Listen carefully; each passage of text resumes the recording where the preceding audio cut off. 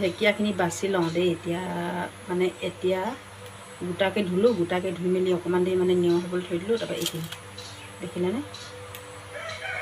এতিয়া মানে এনেকৈ ঢেকীয়া মানে সদায় কটাৰী কাটিলে বোলে পিছল পিছল হয় বুলি কয় দেই, মানে কোৱা কথা আৰু এইবিলাক।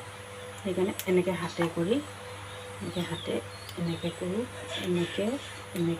এনেকৈ মানে এই দান্তিডাল নাখাওঁ মই, এডাল খালে মানে পিছল পিছল লাগে। মানে কিবা যদি পোক পৰুৱা থাকিব পাৰে, এনেকুৱা আগলিটো পোক পৰুৱা থাকে ন, সেইকাৰণে মানে এনেকৈ কৰি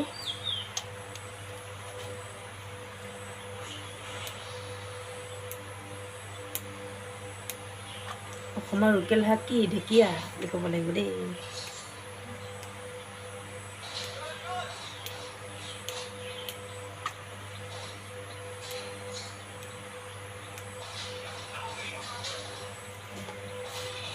কাৰ কাৰ প্ৰিয় ঢেকীয়া?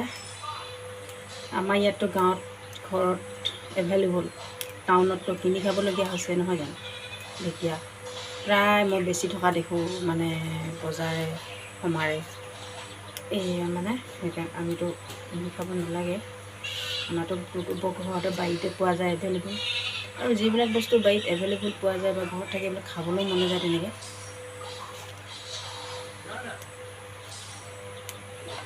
সেই আজি 2 সপ্তাহমান হ'ল খোৱা নাই দেই, বেছিয়ে হ'ল নেকি, সেইকাৰণে মানে আজি বুটলি আনিছোঁ। ধুই আনি মেলি এয়া বাচি মেলি ভাজিব লাগিব। আলু দি চানা তিয়াই থৈছোঁ ৰাতি।